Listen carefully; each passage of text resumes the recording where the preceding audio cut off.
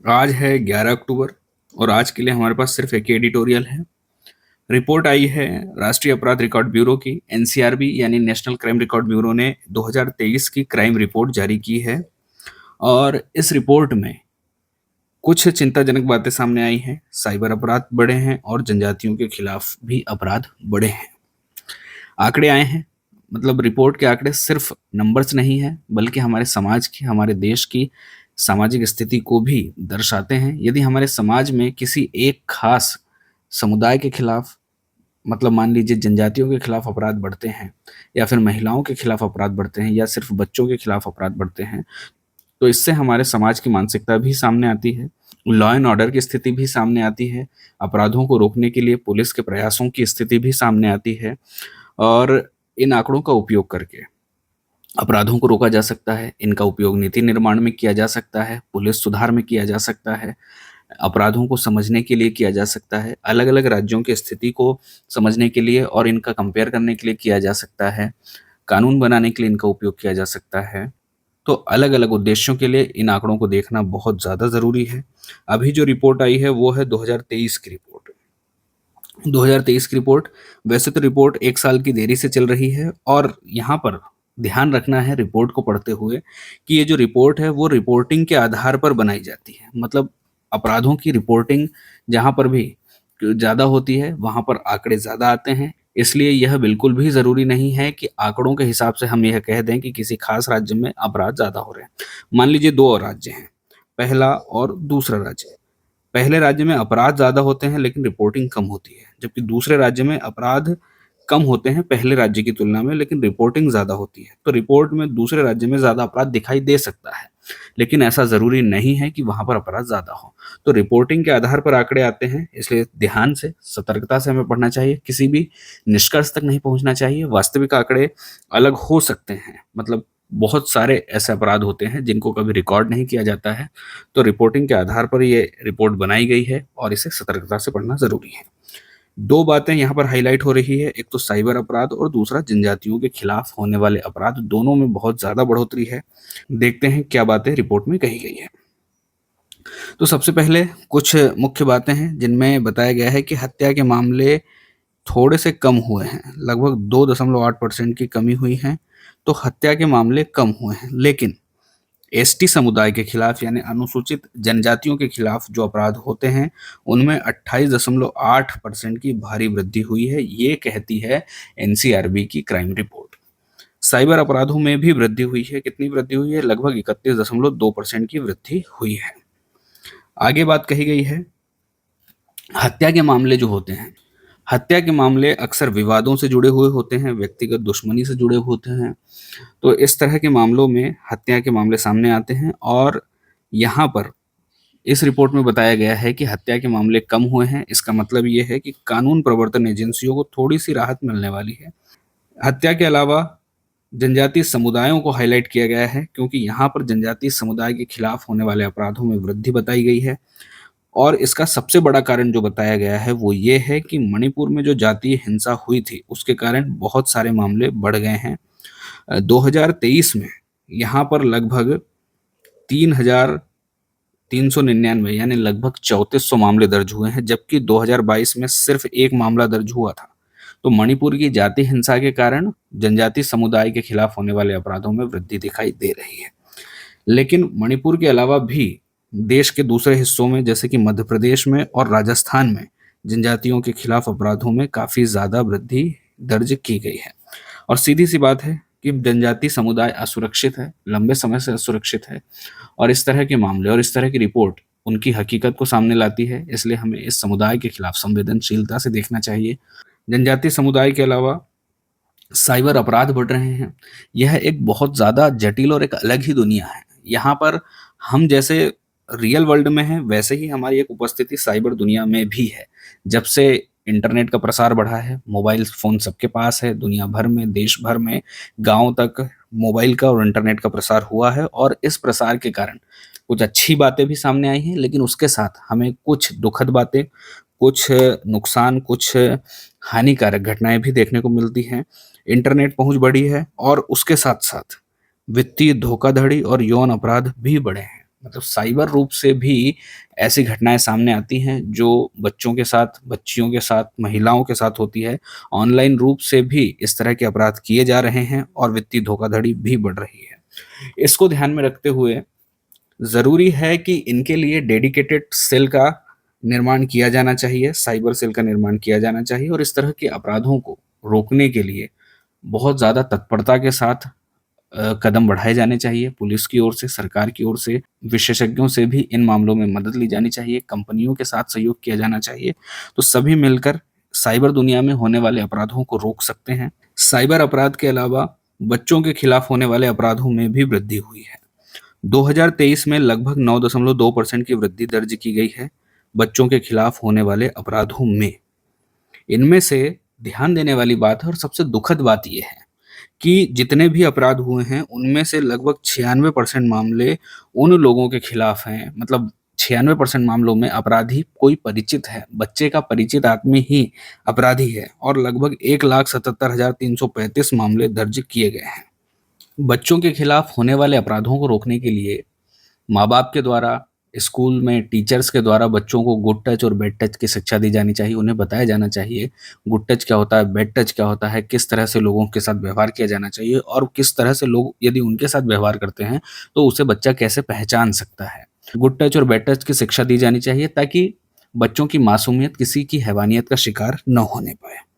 बच्चों के खिलाफ अपराध के अलावा महिलाओं के खिलाफ अपराध भी बढ़े हैं, लेकिन मामूली सी वृद्धि है, 0.4% की वृद्धि है। लेकिन चिंता की बात यह है कि दहेज प्रथा के मामले बढ़े हैं, लगभग 15% की वृद्धि हुई है। हमारे समाज में दहेज एक कलंक है, समाज के ऊपर एक कलंक है और हमारे समाज में जितनी भी कुप्रथाएं हैं इस तरह के अपराधों के रूप में सामने आती है। तो दहेज प्रथा को रोकने के लिए सामाजिक तौर पर, व्यक्तिगत तौर पर और कानूनी तौर पर सभी प्रयास जरूरी है। यदि सभी लोग मिलकर प्रयास करेंगे तो महिलाओं के खिलाफ होने वाले अपराधों में कमी की जा सकती है। रिपोर्ट में इतनी ही बातें थी। रिपोर्ट आई है 2023 की, एनसीआरबी ने जारी की थी। एनसीआरबी ने 2023 की क्राइम रिपोर्ट जारी की है। जनजातियों के खिलाफ और साइबर अपराध के मामले बढ़े हैं। रिपोर्ट 1 साल से देरी से चल रही है। ध्यान रखना है कि रिपोर्टिंग के आधार पर बनी हुई है, मतलब जितने मामले दर्ज हुए हैं उनके आधार पर बनी हुई है, जबकि कई मामले ऐसे हो सकते हैं जिनमें रिपोर्टिंग न की गई हो। हत्या के मामलों में कमी आई है, जनजातियों के खिलाफ अपराध बढ़े हैं। मणिपुर में जाति हिंसा इसका एक बड़ा कारण है, लेकिन मणिपुर के अलावा भी देश के दूसरे हिस्सों में जनजातीय समुदाय सुरक्षित नहीं है। रिपोर्ट में बताया गया है कि इनके खिलाफ अपराध बढ़े हैं। साइबर अपराध, जिस तरह से साइबर पहुंच हो रही है लोगों की, साइबर अपराध भी बढ़ रहे हैं। वित्तीय धोखाधड़ी और यौन शोषण, दो तरह के मामले इसमें ज्यादातर सामने आए हैं। बच्चों के खिलाफ अपराध बढ़े हैं और सबसे चिंताजनक बात यह है कि 96% मामलों में अपराधी परिचित व्यक्ति था। महिलाओं के खिलाफ अपराध बढ़े हैं। महिलाएं अक्सर अपराधियों के लिए एक आसान शिकार रही हैं। दहेज प्रथा भी इसका एक बड़ा कारण है, जो कि हमारे समाज के ऊपर एक कलंक है। यही बातें हम एक बार फिर से देख लेते हैं इसमें की पॉइंट्स में। तो एनसीआरबी यानी नेशनल क्राइम रिकॉर्ड ब्यूरो की रिपोर्ट आई है। साइबर अपराध और जनजातीय समुदाय के खिलाफ होने वाले अपराधों को हाईलाइट किया गया है। इन दो मामलों में बहुत ज़्यादा वृद्धि हुई है। एनसीआरबी की बात करें तो एनसीआरबी की स्थापना हुई थी 1946 में। इसका काम है देश भर में अपराध, कैदियों और पुलिस प्रणाली से संबंधित आंकड़ों को इकट्ठा करना और उसके आधार पर रिपोर्ट बनाना और अलग अलग विश्लेषण के साथ रिपोर्ट जारी करना। रिपोर्टिंग के आंकड़ों के आधार पर निर्भर है और ये इसकी कमी भी है, क्योंकि रिपोर्ट में असली तस्वीर सामने नहीं आती है, पूरी तरह से सच्ची तस्वीर सामने नहीं आती है, बल्कि हम इसके आधार पर एक अनुमान ही लगा सकते हैं। रिपोर्ट में हत्या के मामलों में बताया गया है कि कमी हुई है थोड़ी सी। एसटी समुदाय के खिलाफ मामले बढ़े हैं, साइबर अपराध बढ़ा है, बच्चों के खिलाफ अपराध बढ़ा है और महिलाओं के खिलाफ भी अपराध बढ़ा है। एसटी समुदाय के खिलाफ जो अपराध बढ़े उसमें कारण, एक मुख्य कारण बताया गया है जातीय हिंसा, जो कि मणिपुर में हुई। लेकिन दूसरे हिस्सों में भी, देश के दूसरे हिस्सों में भी मणिपुर के अलावा एसटी समुदाय के खिलाफ अपराध बढ़े हैं। साइबर अपराध भी बढ़े हैं क्योंकि हमारी डिजिटल पहुंच बहुत ज़्यादा बढ़ गई है, लेकिन जितनी पहुंच है उसके मुकाबले में जागरूकता उतनी ही कम है, शिक्षा उतनी ही कम है। डिजिटल दुनिया को समझना बहुत ज़्यादा जटिल है, क्योंकि साइबर दुनिया एक अलग ही दुनिया है, बहुत ज़्यादा जटिल है। तो इसमें वित्तीय धोखाधड़ी के मामले सबसे ज़्यादा बढ़े हैं, ऑनलाइन ठगी के मामले हैं और ऑनलाइन यौन शोषण के मामले भी सामने आए हैं। बच्चों के खिलाफ अपराध बढ़े हैं। और महिलाओं के खिलाफ अपराध, इसमें विशेष तौर पर दहेज के मामलों में वृद्धि हुई है। बाकी चीज़ें हम देख चुके हैं, मणिपुर का पूरा मामला हम देख चुके हैं, साइबर दुनिया में जो अपराध बढ़े हैं वो भी देख चुके हैं, बच्चों और महिलाओं के खिलाफ अपराधों को देख चुके हैं।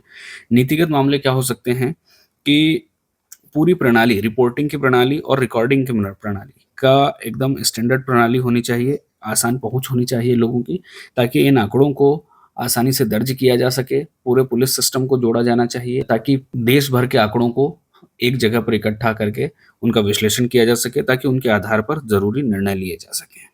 जनजातीय क्षेत्रों में भी पुलिसिंग व्यवस्था सुदृढ़ होनी चाहिए। सामुदायिक पुलिसिंग को बढ़ावा देना चाहिए ताकि जनजातीय लोगों के खिलाफ अपराधों को रोका जा सके। साइबर अपराधों के मामले में विशेष प्रशिक्षण की जरूरत है, क्योंकि इसे पूरी तरह से समझना एक जटिल काम है, एक कठिन काम है, इसलिए विशेषज्ञों की मदद जरूर ली जानी चाहिए और इसके लिए प्रशिक्षण दिया जाना चाहिए और इसके लिए स्पेशल साइबर सेल की स्थापना जरूर होनी चाहिए। बच्चों के खिलाफ जो अपराध हैं उन्हें रोकने के लिए बच्चों को शिक्षित किया जाना चाहिए, लोगों को इन मामलों में जागरूक किया जाना चाहिए, कानूनी जानकारी दी जानी चाहिए और संवेदनशीलता लोगों में विकसित करने के प्रयास किए जाने चाहिए। महिलाओं के खिलाफ जो अपराध हैं वो समाज सुधार से जुड़े हुए हैं, वैसे सारे मामले समाज सुधार से जुड़े हुए होने चाहिए, क्योंकि बच्चों के खिलाफ जो अपराध हैं, महिलाओं के खिलाफ अपराध हैं, जनजातीय समुदाय के खिलाफ जो अपराध हैं, वो सभी हमारे समाज के ऊपर कलंक हैं। इस तरह के आंकड़े जो आते हैं वो हमारे समाज का एक दुखद सत्य दिखाते हैं, एक अलग चेहरा दिखाते हैं जो कि बहुत ज़्यादा भयानक है, बहुत ज़्यादा डरावना है। निष्कर्ष यही है कि एनसीआरबी की जो रिपोर्ट आती है वो सिर्फ आंकड़े नहीं है, बल्कि भारत के सामाजिक ताने-बाने और सुरक्षा प्रणाली का दर्पण है। वो हमें दिखाता है कि भारत में समाज कैसा है, भारत में पुलिस व्यवस्था कैसी है, भारत में सुरक्षा प्रणाली कैसी है। तो इन आंकड़ों को समझकर, इन आंकड़ों का विश्लेषण करके, ज़रूरी सीख लेकर ज़रूरी सुधार किए जाने चाहिए। एनसीआरबी की बात करें तो एनसीआरबी को हिंदी में कहते हैं राष्ट्रीय अपराध रिकॉर्ड ब्यूरो और अंग्रेजी में कहते हैं नेशनल क्राइम रिकॉर्ड ब्यूरो। इसकी स्थापना हुई थी 1986 में और इसकी स्थापना के लिए अनुशंसा की थी राष्ट्रीय पुलिस आयोग ने। नेशनल पुलिस कमीशन की सिफारिश के बाद ही इसे 1986 में स्थापित किया गया था। इसका मुख्यालय है नई दिल्ली में और यह भारत सरकार के गृह मंत्रालय के अंतर्गत काम करता है। इसका मुख्य उद्देश्य क्या है? जैसे हमने देखा था कि देश भर से अपराधियों के, अपराध के और कैदियों के और पुलिस प्रणाली से जुड़े आंकड़े इकट्ठा करता है, उन्हें डेटाबेस में दर्ज करता है, उसके आधार पर विश्लेषण करता है, रिपोर्ट तैयार करता है और इस तरह की रिपोर्ट्स को प्रकाशित करता है। पुलिस संगठन के लिए जरूरी सूचना साझाकरण प्रणाली भी विकसित करता है और जो भी आंकड़े आते हैं उनके आधार पर नीति निर्माण किया जा सकता है, तो ये आंकड़े उपलब्ध कराए जाते हैं एनसीआरबी के द्वारा। ये रिपोर्ट्स जारी करता है कुछ, जैसे डेटा संकलन करता है, वार्षिक रिपोर्ट क्राइम इन इंडिया रिपोर्ट जारी करता है, प्रिजन आंकड़े देता है तो प्रिजन स्टेटिस्टिक्स इंडिया रिपोर्ट जारी करता है, पुलिस संगठन से जुड़े आंकड़े police organisation in India report जारी करता है, फिंगरप्रिंट ब्यूरो मतलब अपराधियों की पहचान के लिए फिंगरप्रिंट डेटा का प्रबंधन करता है, मतलब अपराधियों के फिंगरप्रिंट्स को एक जगह पर सुरक्षित रखता है ताकि उनका उपयोग अलग अलग अपराधों के मामले में, अपराधों को रोकने के मामले में और मामलों को सुलझाने के लिए इनका उपयोग किया जा सकता है। सीसीटीएन का संचालन भी एनसीआरबी ही करता है। यह एक परियोजना है जिसमें देश भर के पुलिस स्टेशन को जोड़ा गया है और आईसीजेएस यानी inter operable criminal justice system भी एनसीआरबी के द्वारा ही चलाया जाता है। इसमें पुलिस, न्यायालय, जेल अभियोजन और न्याय विभागों के बीच में डेटा को एकत्रित, इंटीग्रेट किया जाता है। यह एक डिजिटल प्लेटफॉर्म है, डिजिटल इंटीग्रेटेड प्लेटफॉर्म है जिसमें पूरे आंकड़े को एक जगह पर इकट्ठा किया जाता है। मुख्य परियोजनाओं में सीसीटीएन है, मतलब crime and criminal tracking network and system.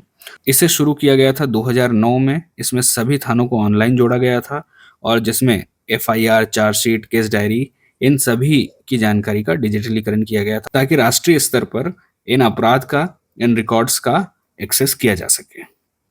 ICJS interoperable criminal justice system यह एक एकीकृत डिजिटल मंच है, इंटीग्रेटेड डिजिटल प्लेटफॉर्म है जो पुलिस, न्यायालय, जेल अभियोजन और न्याय विभागों को आपस में जोड़ता है।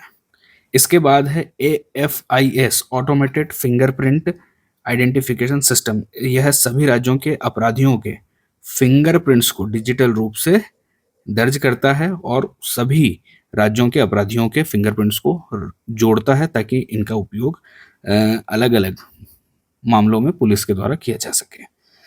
इसके अलावा है national digital signature of offenders, अपराधियों की पहचान और सत्यापन हेतु एक डेटाबेस है। एनसीआरबी के द्वारा क्राइम का क्लासिफिकेशन किया गया है, जैसे कि आईपीसी अपराध, विशेष और स्थानीय कानून अपराध, साइबर अपराध, महिलाओं के खिलाफ होने वाले अपराध, बच्चों के खिलाफ होने वाले अपराध, दलितों और जनजातीय समुदाय के खिलाफ होने वाले अपराध, आर्थिक अपराध और पर्यावरणीय अपराध। तो इस तरह से एनसीआरबी ने अपराधों का वर्गीकरण किया है और इस वर्गीकरण के आधार पर आंकड़े इकट्ठा करता है और रिपोर्ट जारी करता है। एनसीआरबी की कानूनी स्थिति की बात करें, यानी एनसीआरबी को किसी भी कानून के द्वारा बनाया गया है या नहीं, तो इसका जवाब यही है कि एनसीआरबी एक सांविधिक संस्था नहीं है, बल्कि एक कार्यकारी एजेंसी है। 3 तरह की एजेंसियां हो सकती है, जैसे कि एक संवैधानिक एजेंसियां या संवैधानिक संस्थाएं, दूसरा सांविधिक संस्थाएं और तीसरा कार्यकारी एजेंसी। संवैधानिक संस्थाएं वे होती हैं जिन्हें संविधान के द्वारा बनाया जाता है, सांविधिक संस्थाएं वे होती है जिन्हें किसी कानून के द्वारा बनाया जाता है, और कार्यकारी एजेंसी वे होती हैं जिन्हें किसी कानून के द्वारा या संविधान के द्वारा नहीं बनाया जाता, बल्कि सरकार के द्वारा बनाया जाता है। गृह मंत्रालय के अधीन काम करता है एनसीआरबी, और इसके डेटा का उपयोग नीति निर्माण में, अपराधों को रोकने में, क्राइम मैपिंग करने में और इसका विश्लेषण करने में, पुलिस सुधार में, पुलिस प्रशिक्षण में, संसद में, न्यायालयों के द्वारा, मीडिया के द्वारा और भी दूसरे सभी कामों के लिए उपयोग किए जा सकते हैं। एनसीआरबी की जो रिपोर्ट आती है उसकी सबसे बड़ी आलोचना यही है कि इसमें रिपोर्टिंग कम होती है, मतलब रिपोर्टिंग जितनी हुई है उस आधार पर रिपोर्ट आई है, और कई अपराध ऐसे होते हैं जो कभी दर्ज ही नहीं किए जाते और उन अपराधों को कोई भी रिपोर्ट ट्रैक ही नहीं कर पाती। असमान रिपोर्टिंग होती है अलग अलग राज्यों में, किसी राज्य में ज़्यादा रिपोर्टिंग होती है, किसी राज्य में कम रिपोर्टिंग होती है, और इसके आधार पर हम यह नहीं कह सकते कि फलाने स्टेट में ज़्यादा अपराध होते हैं और दूसरे स्टेट में कम अपराध होते हैं। डेटा देरी से आता है, जैसे हमने देखा कि रिपोर्ट 2023 की है और 2025 में अब आई है 1 साल की देरी से। गुणात्मक विश्लेषण की कमी है, यानी कि सिर्फ नंबर्स बता दिए जाते हैं और उसका ठीक से विश्लेषण नहीं किया जाता है। और तथ्यों की बात करें एनसीआरबी से जुड़े, तो वही है, 1986 में बना था, मिनिस्ट्री ऑफ होम अफेयर्स यानी गृह मंत्रालय के अधीन काम करता है, मुख्यालय नई दिल्ली में है। अभी जो रिपोर्ट आई है क्राइम इन इंडिया रिपोर्ट है, मुख्य परियोजनाओं में सीसीटीएन है और दूसरी जो परियोजनाएं हैं वो हमने देख ही ली हैं। एनसीआरबी का मुख्य उद्देश्य यही है, अपराध और अपराधियों से जुड़े डेटा इकट्ठा करना और उसका एक डेटाबेस बनाना, और यह एक गैर सांविधिक निकाय है, नॉन स्टेच्यूटरी बॉडी है, किसी भी कानून के तहत नहीं बनाई गई है। जैसे कि नेशनल ग्रीन ट्रिब्यूनल है, वो 2010 का एक कानून है, उससे बनाई गई है, तो वो एक सांविधिक निकाय है। और जैसे कि इलेक्शन कमीशन ऑफ इंडिया जो संविधान ने बनाया है, तो वो एक संवैधानिक निकाय है, वैसे ही एक ये कार्यकारी संस्था है। एनसीआरबी को संविधान ने नहीं बनाया है, किसी कानून ने नहीं बनाया है, बल्कि ये सिर्फ एक कार्यकारी संस्था है, एग्जीक्यूटिव बॉडी है। एमसीक्यू की बात करें तो पहला सवाल है कि राष्ट्रीय अपराध रिकॉर्ड ब्यूरो यानी नेशनल क्राइम रिकॉर्ड ब्यूरो के संबंध में निम्नलिखित कदमों पर विचार कीजिए। पहला स्टेटमेंट है कि एनसीआरबी की स्थापना 1986 में गृह मंत्रालय के अधीन की गई थी। बिल्कुल सही बात है, अब भी हमने पढ़ा। दूसरा स्टेटमेंट है कि एनसीआरबी एक संवैधानिक निकाय है। संवैधानिक निकाय नहीं है, तो दूसरा स्टेटमेंट गलत है। तीसरा स्टेटमेंट है कि एनसीआरबी क्राइम इन इंडिया नामक रिपोर्ट प्रकाशित करता है। बिल्कुल सही बात है, वही रिपोर्ट तभी हम पढ़ रहे थे। चौथा स्टेटमेंट, एनसीआरबी का मुख्यालय हैदराबाद में है। नहीं, तो पहला और तीसरा सही है, यानी कि ऑप्शन ए सही है।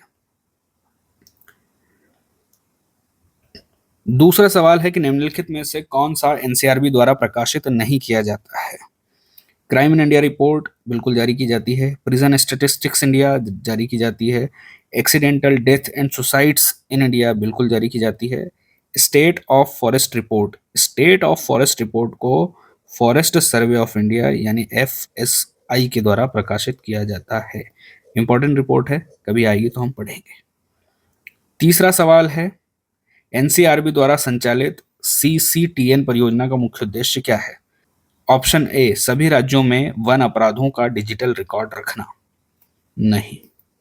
दूसरा, देश के सभी पुलिस थानों को एकीकृत नेटवर्क से जोड़ना। बिल्कुल सही बात है। चौथा सवाल है, इधर कुछ रिपोर्ट्स हैं और इधर उद्देश्य लिखे हुए हैं, इनमें से हमें बताना है कि एनसीआरबी कौन सी रिपोर्ट जारी करता है। क्राइम इन इंडिया रिपोर्ट, अपराधों के आंकड़े प्रकाशित करना, बिल्कुल सही बात है। प्रिजन स्टैटिस्टिक्स इंडिया, जेल प्रणाली का विश्लेषण, सही बात है। Accidental death and suicide in India, दुर्घटनाओं और आत्महत्या के आंकड़े, बिल्कुल सही बात है। और state of police reform, police सुधारों पर वार्षिक रिपोर्ट, ये वाली जो रिपोर्ट है वो एनसीआरबी के द्वारा जारी नहीं की जाती है। पहला, दूसरा, तीसरा सही है। ये जो लास्ट वाली रिपोर्ट है ये जारी की जाती है bureau of police research and development के द्वारा। पांचवा और आखिरी सवाल, एनसीआरबी की मुख्य परियोजना ICJS, inter operable criminal justice system के संबंध में निम्नलिखित कथनों पर विचार कीजिए। पहला स्टेटमेंट, यह पुलिस, न्यायालय, जेल अभियोजन और न्याय विभागों के डेटा को जोड़ती है, बिल्कुल सही बात है। यह केवल आतंकवाद रोधी मामलों के लिए प्रयुक्त होती है, नहीं, केवल आतंकवाद रोधी मामलों से जुड़ी हुई नहीं है। तीसरा, इसे गृह मंत्रालय के द्वारा संचालित किया जाता है, सही है। और चौथा, यह परियोजना भारत सरकार के डिजिटल इंडिया पहल से जुड़ी हुई है, बिल्कुल सही है। सही उत्तर है ऑप्शन बी। आज के लिए इतना ही, कल फिर मिलेंगे।